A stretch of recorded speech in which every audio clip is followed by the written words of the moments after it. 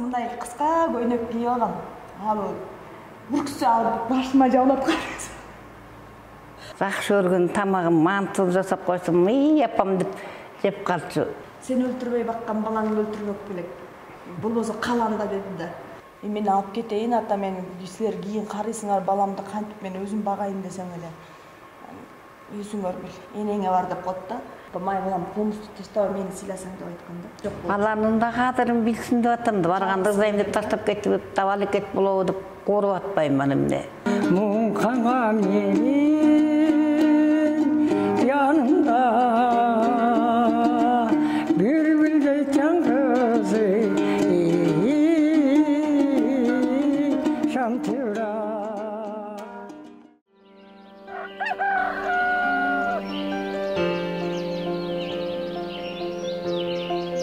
Бала – бұл ата-эне үчүн теңдешкис байлык. Ата – бұл асказоо тиреги. Апа – бұл мээрим булагы. Жашоонун көркү асыл адамдар менен. Алардын камкордугу, ченеми жок сүйүүсү, келечекке болгон үмүт тилеги, максаты алдыга жетелейт. Аргамак минип, ааламды ашып, ак бата менен бийиктикке умтулуп, ийгиликке жеткирген менин асыл адамым.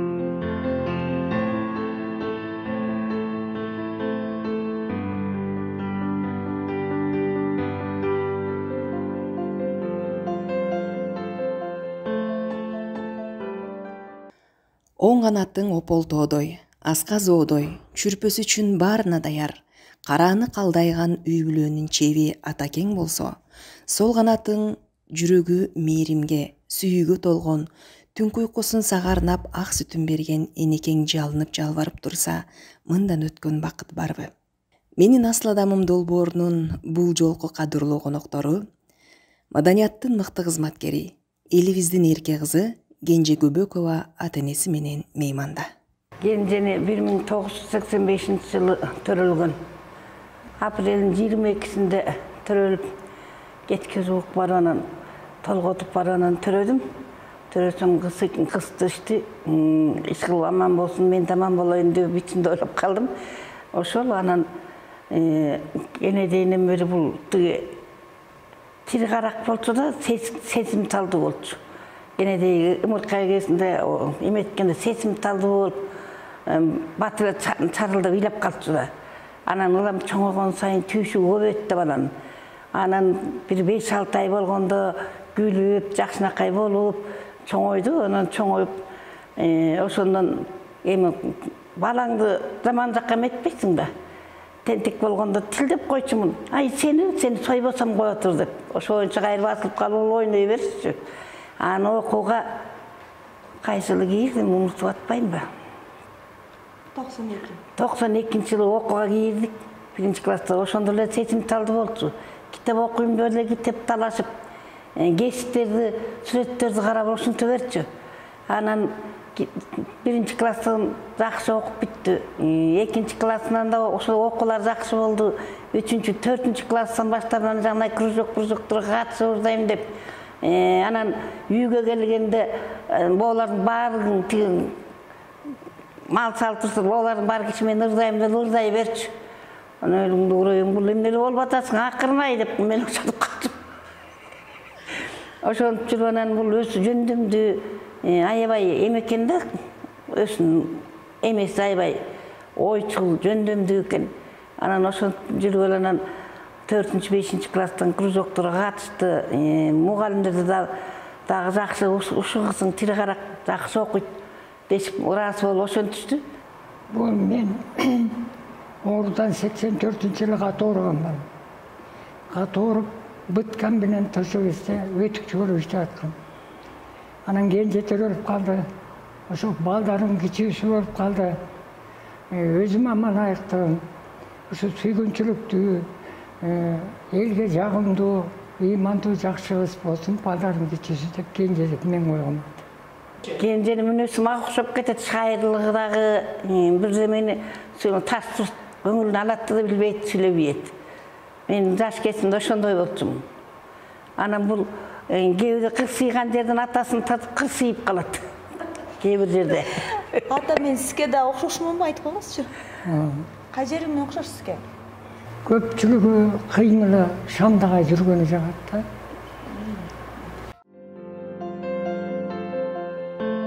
Menin asıl adamım. Анан бир күнү ошол атам айтып калды, чоң энең деп, чоң энемдин колунда бир аз ошол окуган 1-класс кезимде көбүрөөк чоң энем эсимде болуп калды. Темене сурап кел деди да, ошол кезде биз кошуналар сурай берчи да, мындай бунтунан алып келди, анан темене сурап кел деп, Турум деген апамдыкына барып, эшикти ачсам кичинекей кызым да. Ай, эмне деп атпай, мен урушуп аткан экен деп темене дедим. Темене сурап барганда өзүмдү карай көрөйүн. Мен чайнектин эмесин алып алып, жок элемди көрөйүн деп, мен ушундай киши. Эме болуп, шоурак болуп ушинтиптирмин да. Тиги окуганда гана тырышып окучу, негизи тырышчаак болчу. Анан кыз балдар менен кыздар менен ойногондо чаап койчу го. Анан кызыңды мынтип тигинтип эми бабал кызымды антип койсо, эми балдар деген ойноп балдардайм. Кечирип койдучумун, анан муну тилдеп калчумун. Тентек кылбай окубайсың, эркек болсоң да бир жөн эле деп. Негизи апам көрүшчү, мени атам урушчу эмес. Негизи атама жакыныраакмын да, апам көбүрөөк урушуп койчу. Эт, кичирээк кезимде Айтчым. Атамдын эсимде бар. Чоң Люрка деген айыр бар болчу да, чоң ат.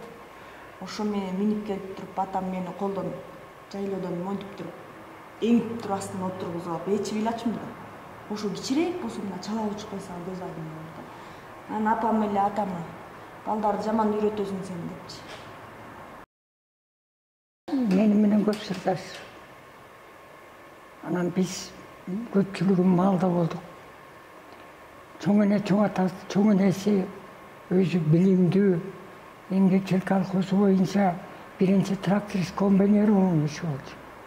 Малдарды бүт чындында биз мал менен жүрдүк. Ошо киши сабак берип, ошо киши окутуп, ошол киши аябай орусча, кыргызча сабактарды буларга үйдөн жылдырбай туруп окутчу. Кенжайым өз айткандай, атам апам, бир туугандарым бар, мен бактылуумун. Баары менен сырдашып, баары менен кеңешип турам дейт. Бардыгы эле негизи бардыгы менен мен аябай кубанам. Негизи үйгө барсам бир туугандарым баары улусу, кичүүсү дебей баарысы кенже эмне кылалы деп мени эме кылып турушат да. Ой, сиз айттыңыз, сиз улуску народ, сиз чечесиз да десем, агам деле эжем деле, жок эми сен эки жакта жүрбөйсүңбү, эки жакта сен кандай дейсиң дешет да. Анан келип атама келиңер кайрачы. Апама барсам, ай билбейм, атаңан сура деп коет да. Айтпайсызбы, сиз деле айтпайсыз коюңуз деле. Мен билбей алгам, атаң билет деп эле. Мен төркүнүмдөн жок. Атам кылган төркүнүм бар өтүп кетти мен бар. Только атаңар билет, мен ол менен эрте келбей калган деп эле апам ушинтип берет да. Кой апам неметип коюңузчу апай. Ушинтип бербейм, караганда эми караган эмес башкалар деле мына бала чакаңыз турат, жакшынакай сүйгөнүңүз бар десем. Аябай тамашалап, мен аябай атамды тамашалап турам да. Мен атама келип кеңешем. Ата, тиги байбичеңиз минтип атат, тиякта мындай болуп атат, кандай дейсиз десем, атам айткандай болот да. Мондай кылгыла балам, мени бир уксаңар депчи. Мени уксаңар, ата десеңер мынтип эле дейт. Ошо боюнча эле көбүнчө атам эмеси боюнча чечилип калат. Кайра келебиз апама. Ушундай деп атат атам. Эми атаңар ошондой десе, ошондой деди. Ошону чечилип калат. Бир туугандарым ичинен негизи эжем менен өзүм улуу эжем апамдай болуп калат экен көп. Андан кийинки эжем, эми эжелерим көбүнчөсү менен сырдаш экен бирокчу. Нурип эжем ал көбүнчө мага ошо акыл насаат көп айтат да. Анткени ал баягы жашоосунда көп мындай көрсө керек, көп мындай чоңдорду тосуп, өзү бир аябай эки жакты көбүрөөк көрүп калганда, айылда турса дагы аралашып жанагы көп айтат, ошол эжем көп мындай бол, тигиндей бол, мындай болушуң керек деп айтчу. Мурун эми айрыкча студент кезимде аябай эме болчу да. Сен мындай болушуң керек экенже, сен эмнеге келдиң анда ырдайм деп шаарга эмнеге келдиң? Мен ошо баламды төрөп, апама берип, анан келген болчумун да. Анан ошондо аябай мага чын дил менен советтерин айтып жүрдү. Азыр болсо эми чоңоюп кеттимби билбейм, азыр менден совет сурап калышты. Menin asıl adamım. Өзү тири карак болуп, ырды жакшы көрүп калчу да. Анан мал салбагабыз, малдан болун баары кишилеп ырдачу, тарыкпай ырдачу. Анан ай болду эми кечке эме төрбөйт, мен ошонуп калчумун. Анан бул ыр жагына жакын экен, муну өзүнүн эмесине кетсин деп баарыбыздын чечтик да анан окуусуна жибердик. Bunu үйүндөгөн агасы болду. Агасы нарын Рыскул аттындагы филармонияда, драм театрда эме болчу. Аппараттарды иштетчү. Анан бул башка окууну айтты. Айтканда айтты, кыз бала кандай уйгу-туйгу окуунун кереги жок. Сен өнөргө чукулсуң. Сен могу драм театрдан иште, андан кийин каалаган окууга кет деди. Анан чынында окусун бир келип өтө албай калды нарындан. Кайсы окууга тапшырган эсимде жок калды, биз малдабызда. Анан агасына айтат, байке өтпөй калдым дейт. Мен айттым беле, өтпөй калдыңбы? Жүрү дейт да, анан алып барып, кызмат жолуп жүргөнүн угат да. Анан артисттерге алып барып, азыркы иштетти. 3 жыл иштедиң, 3 жыл иштеди. Анан 3 жылдан кийин, анан бияка келди, бияктан дагы метти. Анан ошо дагы мунун жардам болуп кеткен себеби 11-классты бүтүп атканда өздүк көркөмдөн жанагы дастан айтты. Кароо сынактан жанагы ооган согушунун эмесин айтты. Розан мен аман. Анан ошондо Саламат Садыкова менен Майрам Дүйсөкөев экөө грамота берип кетти. Анан ошондо бир жардам Майрам Макаевадан болуп кетти. Капат чындыкты айтыш керек барат. Ошондо бул кыз тетик кыз экен, муну окууга жөнөтүп эле Бишкекке келди. Анан ошолордун түрткүсү менен биз жөнөтүп калдык. Бул бияктан улантып кетти.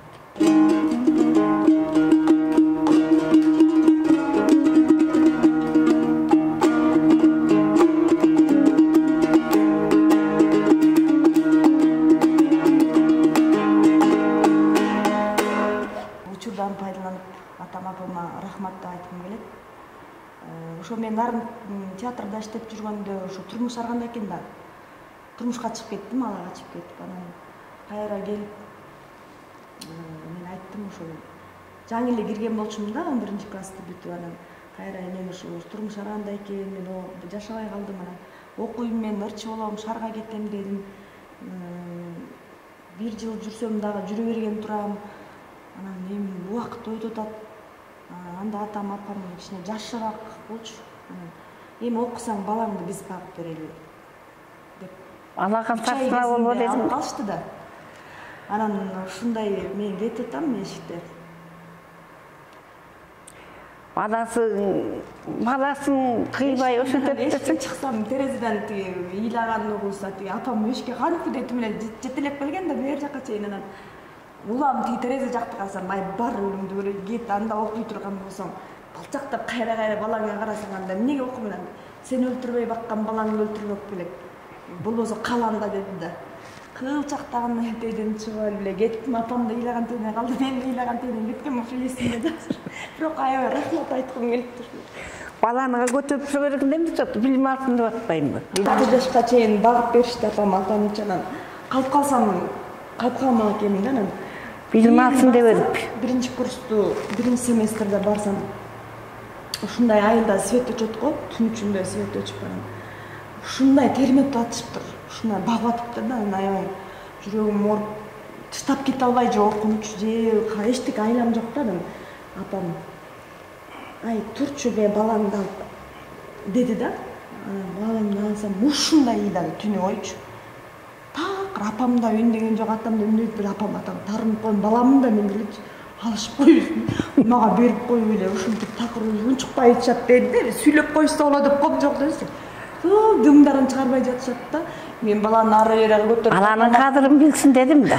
апам атамды карап коом эле ары бери көтөрүп жана такыр унчукпай коет ушпайбы. Анан кийин көрсө анан кийин түшүнүп атпаймынбы, көрсө апамдын ушундай кыргакылыгынан алтын атам ошондо билип атам да, кийин түшүнгөндө ушу боюнча билбей калат, билсин деген экен да, баланын немесин, кадырын билсин экен. Бирок учурларын пайдаланып мен өкүнө тең терең ырасчылыгымды айткым келет. Анткени апам атам болбосо мен ушул даражага жетпейт элем. 5ке чыгартып бердим баласын. Баламды чоңойтушуп 5 жаштында чейин чоңойтуп бербей, баламды бербей атышан араң. Тегерен айттым эле. Паралап атып. Атам болсо бир мүнөз да, атам жер карап ата деп сүйлөшөт. Эми тыңыраак окусун деп атам да мен деле. Атам бир сүйлөсө жакшы сүйлөп берет, жакшы эмелет да, ата деп неметсем эле унчукпайт да, сумсайып эле ары басып элечи.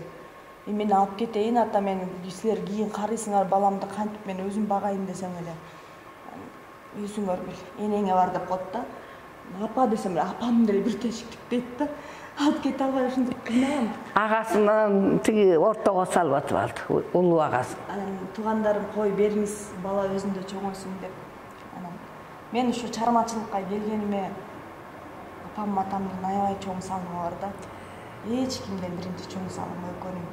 Ошондой убакта, ошондой күндөрдө мени окууга жибергени үчүн шаарда эч кимибиз жок болду. Баланын да кадырын билсин деп атам да, барганда ырзайм деп таштап кетип, табалыкет болобу деп кооруп атпайм аны эмне. Анан бир окуяны айтып берип кетейин. Шаарда болсо анда сотка жок, телеграмма бересиң да. Саат 2ге деп телеграмма берип койсом эле апам бакуш келет, конторго келип анан алло деп алып мен деле азыр эми жаш экенмин да, азыр болсо апа кандайсыз, өзүңүз жакшысызбы деметмин да. Алло кандайсыз апа, аман жакшыбы деп эле балаңды сурасам, өлүңдү урайт, балаңды өлтүрүп коюп, биринчи мени кандайсың десем, балаң жакшыбы апа, биринчи энеңди сурасың, кандай экен бала деди да. Трубкадан апа жакшы, кандайсыз, жакшысызбы, ошо негизи ооруган жокпу, сизди кыйнаган жокпу деп атамды деп кайра сөзүмдү оңдоп кеттим да. Анан аябай багышты, мени да багса, баламды да багышты. Анан мен өмүр бою канча кылсам да атам менен карызмынбы деп ойлойм. Менин асыл адамым.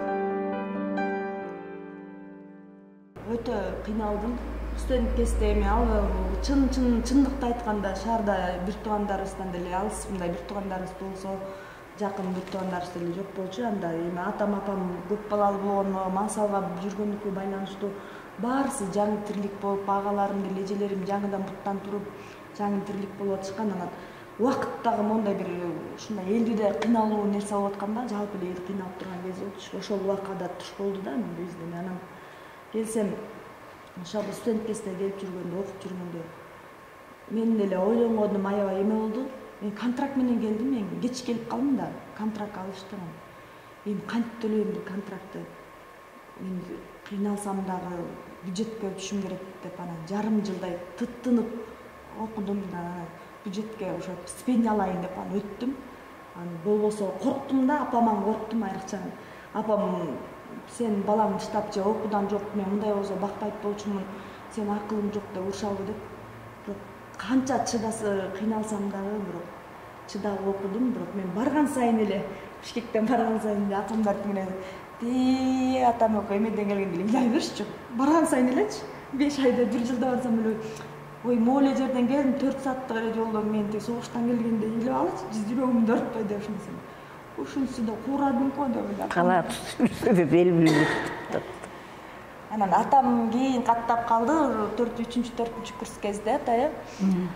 Анан атам келатканда студент кыздардын баары бир эме келаткандай эле болчу да. Атам келгенде ушундай кылып сонун кылып гриль алып келип, жакшынакай продуктумду алып келип таштап. Этин алып барчу да. Анан окуп атканда 2006 бул 3-курс, 2-курс болуп калды да. Анан мен ошол кезде бул дарчылык боюнча Томскийден окуй турган болуп калдым. Бишкектен. Анан мен ал орустарга айттым да, мен жата турган жатаканам жок. Өзүм карган болсо, булгайган жашым өтүп кетти. 2003 эле бир жашым алчылар селетине барган Бишкек, андан бери Бишкек өзгөрдү. Анан өзүмдүн кызым болсо окуп атат, окуп мен анын жатаканасында мен жата албайм. Кандай кылам дедим. Десем коркпоңуз. Биз өзүбүз Акталаанын автобусу менен келесиң, тосуп алабыз, анан кайра ошону менен жөнөтөбүз дедим. Болуптур дедим. Анан бир күнү анан кел атам. Кел атып барам. Бир дүкөн ачык экен Кочкордон. Кирсем Кудай жалгап продукту дүкөн бар экен. Менин багыма эт бар экен. Эт алдым, нан алдым, сары май алдым, курут алдым. Ай балам, эмең барбы? Дедим тиги. Этиң барбы? Дедим. Ай ата, эт деле бар деди. Эт алдым. Анан ай курутуң барбы? Десем, тигиндей bir карады да, коробканы карап көрөйүнчү ата. Бүгүн жаңы bir коробка курут келди эле. Калдыбы, калбады билбейм деди. Анын баарын алдым. Анан Бишкекте билбейм да. Анан остановкага түштүк. Түшкөндө бул болжолдоп берди. Квартирасынын жанында бир тоң мондай бийик столовой бар, ошонун артында да. Хангри кафе болчу да шунда, Советский Донецкийде. Анан көчөнүн атын же бул билбейт, мен билбейм. Анан мага эле астана вокзалга түшүп атсак эле орустар чалып калды. Ушундай ушун. Келдим. Алар келди такси менен келип эле. Дядюшка, бунун баары эмне? Мен кызыма продукт алып келдим. Деди. Анан кандай каяка алып барабыз? Кызың кайсы уште? Билбейм, ушундай бир чоң столовойдун артында экен деди. Анан десем ал билишет экен да. Анан билип анан ошо столовойго келип сурадык. Сурасак эле бул артта деди. Анан арттан барсам бир мындай нан, 4 кыз бирден сугунуп коюп, бирден ысык сууну уртап коюп отурушуптур. Анан продукттор жок калыптыр. Анан отуруп эле анан мен кирип барып эле багылардын баарын жайнатып кулап чыкса эле бир оштук кыз жашоо деп кубанып атпайбы? Анан ошентип калыптыр ошондо тиги. Ой, ес, жашоо жыргал деп келди да, студент кыздар да. Ес десин. Анан ала ошондой күндөр өткөн. Анан жана төбөн айтып атканы жайлоодобуз. Отунга баралы деп бул кемпир экөөбүз отунга жөнөдүк. Төбөнүн тайлагы бар. Экөркөчө типтик да мындай. Ата бул тайлак деле менем деди. Аза тайлактан жыгылып өлбө? Канча деле? 5-класс. 5-класс. Анан жыгылып өлбө? Десем, жок атыки минип алам деди. Тайлакты мындай төбөгө жандай кармап алдым. Тайлак байкабай барып окшойт, бир жерден bir çöp şudur diye düşkünler taylak deyindisiyle üstünde bu sekseyip oturmayayım. Oşondan taylak mönküp traktadı, atalap bakırıp atat. Zipti atı beri tarttım da taylak mağa gelip urunganda bunu yeyip. Sekirdim atamın. Aslını alıp aldım. Жанында экен атамчы мындай да, ошо атама кошумча алып кетип кечирип коюңузат. Төө деген эме жана байтал, жылкы үйрөтүлө элек тайлар аз огонтип. Бирок төөнүн үйрөтүлө элек эме тайлакчы. Үркүгөндөчү аттыкынан да жаман үркүп кеткен. Атта мындай оңой түшүп каласың го. Андан жана эки үркөчүнүн ортосуна калдым эмечи. Ал моме аттракциондор бар го. Моме башым жулунайын дейт да. Мен кыйкырып атам. Атам болсо тиги эчтеке калып чоң тойдо турат да. Апам болсо өлдү бала өлдү деп. Кандай секиргенин атамдын момунан чап жабыштым дагы эле атамдын артына тиги төбө минип кетип атпайбы. Анан кийин бир атабыз мындай кыска көйнөк кийип алган. Ал бүрксө алып башыма жаулап калды. Көрүп шылдыңдашып бардыгын азыркыга чейин айтышат да, сен өлө ушундай эме болупсуң депчи. Тентегирээк экен ошондочу. Аябай. Биз мындай да, менин атам апам өкөтөн кубанса болот да. Мисалы апам такырдабайт. Атам өлтүрө да таналиске түшүп. Анан текстин баарын билет. Ушул жана ырдаган жерин атам тарткан да. Ачык мүнөз. Мен ырга жокмун ба? Эме жагы апам кудул чалыш, апамдын кеде кудулду кармаганда айылда алыстын ажындар жеңемдин неме сөздөрүн кылып чай ичип келчи деп атайын келгиси келишет да. Анан азырда бир аз карлык айышын алдырып атышпайбы? Аккан арыктан суагат демекчи Кенжайымдын атасы чыгармачылыкка жакын таланттуу инсан. Анда-санда комуздун коштоосунда созолонтуп ырдап калат. Мындай болуп калды балам. Мен өзім МТП'да көпчүлүк иштедик.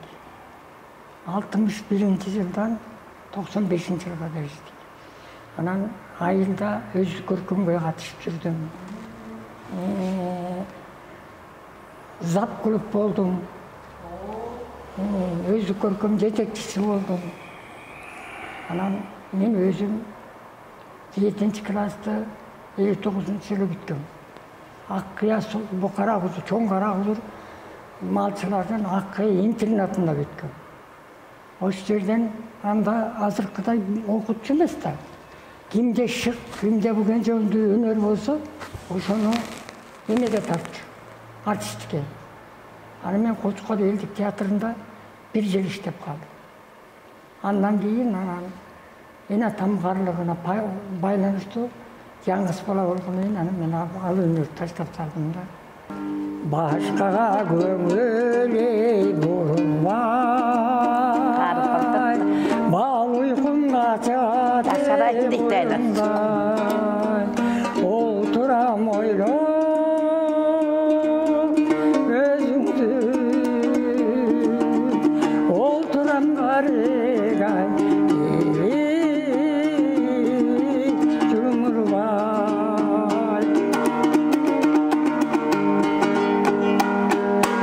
Муз билесенин ай жүрөгүң, муң кантат менин ай жүрөгүм, муң канга менин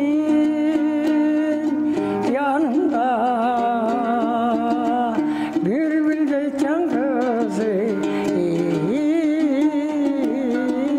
шамтыра.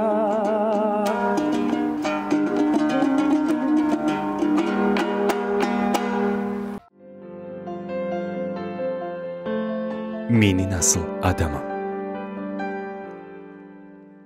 Жакшы көргөн тамагым мантыл жасап койсом, апам деп жеп калчу. Анан даамдуу тамактарды эметкенде анан кымыз, айрандарды жакшы көрөр эле. Бээ саачыбызда. Анан эми кол тийбей калганда кесме тыгууну иче берчүн. Анан мант жасайлы дегенде аябай сүйүнүчү эле. Ошого жасашып эпилдеп, ошол жакты аябай жакшы көрөр эле. Баланын ата-энеге берген белеги чексиз кубаныч тартуулап, ата-эненин жүрөгүндө, жан дүйнөсүндө өмүр бою сакталат. Эң биринчи бизге берген белеги энесине элечек кийгизди. Мага болсо Суусар тебетей. суусар тебетей кыргыз сайма чепкен кийгизди. Ошол кийгизди. Бизге эмне балам деп коюп баарын жасап турбайсыздарбы? Муну кийизген тигин жасаган деп бир жакка чыкканда негизи бирдеме алсак эле апам атам эми баары Кудай буткулсын кийим кийбей калышат экен да ушундай дештечи, бирок кийимдери столтур алып келбей эле дей берет да. Анан көп балалуу чакалуу болгону ошонусу жакшы экен да. Эгер мен мүмкүн жалгыз болсом, Кудай анын бетин араксын, баарыбыз болгон үчүн баарыбыз ар тараптан белек алып келе берип, анан бизге жөн эле койгулачы, бизге кереги жок. Ооба да берет да атам койчу. Мен ошо чет мамлекеттерге чыкканда атам унутуп калса керек, эң биринчи белегим атама жайдамас бергем ата. Анан анда жайдамасты кошуп бердим беле, суусар тебет. Жок, жайдамасты Арабияга барганда бердим. Анан Арабияга барганда жаттап калыптыр. Мага караганда тигил кыйын айлы. Анан кийин ушундай атама ушу өзү намазга жыгылат, 40 жылдан бери жыгылат да атамчы. Мен ойлодум да, эмне атама эмне берсем сүйүнөт деп баарын эле берип бүттүм. Алдыңа атайын деп батасын берди, эметип атам. Сүйүнө турган, ата-энең сүйүнө турган белек эмне берсем деп аябай изденип экенсиң да. Анан атама ошо Арабиядан алып келген белегим аябай жаккан окшойт, ошо аябай кудуңдаган, анткени жайдамас жакшы да. Каба таштын түбүнөн алып келгем. Замзам суу, анан ушуну атайын алып келдим, сиз деген канча элдик дарыгер болуп жүрөсүз, элдердин соогуна эме кылып жүрөсүз деп ошо атаңы акырында биз жана каба ташка жетпей кала турган болгондо иттей переживать этип ыйладым да, мен ыйладым акырында. Анан тиги бардыгы ыйлабай барасың каба ташка, биз эртең учкан атсак мен өзүм үчүн эмес, атама эле бир тесме алып алсам болот эле ошонун түбүнөн деп атам да, атама бир тесме алсам, башкасына ыраазы элем мен ошо деп. Анан бирок тилегимди берип ошо барып каба таштын жанынан тесме алып жайдама салып ушундай жүрөгүм толкунданды да, мен атамды алып келе албасам, атам өзү жетип алып берип атам депчи. Апама болсо мындай шурусу менен жакшынакай кылып ушу алтын кеп күмүштө эмес, ушу каба таштын эмесиндеги деген бааладым да. Ушулар алып келип берсем, ушу бир атамдын энемдин өмүрү узун болгонуна, ден соолугу чың болгонуна кичине күч кубат болор деп анан азыр деле тилек кылам. Атам апамды ушу атам аябай баргысы келет. Ушу мекеге алып барсам, ушу атамдын эмесине. Ой, балдар аман болсун. Апам кичине ден соолугуна байланыштуу кой балам. Өзү барбаган аскер, атам самолеттон бирдеке болот. Түнө турду өлүп. Мен ушу орунда. Анан бирок бар эмелер деле бар да, мына барып келели, возможность деле болуп, аракет кылсак барган турабыз да. Атаман да бир аз корком. Чын эле алыс жол, самолетту давлениялар кандай болот деп. Мүмкүн буйрук кийин барып калабыз. Менин асыл адамым. Ырдысымды айтапам, сүйдүм күйдүмдө эле ырдай бербейм, мындай жакшыраак ырлардан ырдасаң потом комуз менен жакшынакай кылып, мыскал өмүр канабы. Негизи мен комузду таштабаганыма атам аябай көмөкчү да. Комуз кыргыздын эмес да. Сен бар жашсың да, бар жаштык кылып, бар түшүнбөстүк кылып, эстрадага кетип кала жаздадым, актриса болуп кетесиң. Түркүн немелерге кирдим го мен чиркинден. Апам балам комузду таштаба, мени сыйласаң деп айткан да. Комуз жакшы да кыргыздын. Анан таштабай калдым да. Анан сүйдүм ырларды ырдабай эле кечке эле сүйдүм күйдүмдө. Азыр кээде айтып коесуң, апам өзү унутуп калатышат азырчы. Баякы эле ырыңды ырдай бересиң балам деген да бар апамчы. Баякы эле ырыңды потом башкара турбайсыңбы деп салган. Бичерек, чын эле деп эметип калам да. Ошо атаке апа рахмат. Аман бол, аман жүргүн алдыңыз. Көп жашаңыздар. Кыргыздын кыргыздарына болуп түзө бер балам. Ден соолукта болгула, оорубагыла, баламды багып бергениңер үчүн чоң рахмат. Мен силерге канча десем дагы, мен канча айтсам дагы эчтеке карызыңардан кутула албайм, бирок силер жок элестетсем мен жер астым үстүм болгондой сезип. Мени коркутпайм, кызым ыйлабасын, кызым жаркылдап ырдап жүрсүн элдин астында десеңиздер, мен жанында оорубай сыркыбай көп жашаңыздар. Аман жүргүн, аман жүрсүң болду.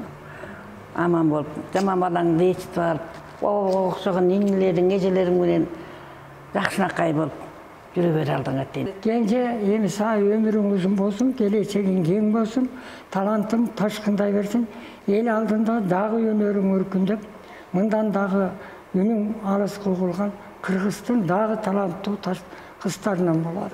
Өмүрүң узун болсун элинен. Кыргыз элинин ичинде тынччылык болсун, тынччылыктын ичинде ушул жерде иштеп ырдап жүрөсүң. Кудай сага биринчи иреттен ден соолук берсин, жаман өмүрү болсун. Иштешип аткан кишилерибиз да аман болсун. Ушуну айтам, антен бактылуу бол, ден соолугуңар чың болсун, баарыңарга жалпы баарыңарга айтам. Аман болгула. Аманчылык жеңет.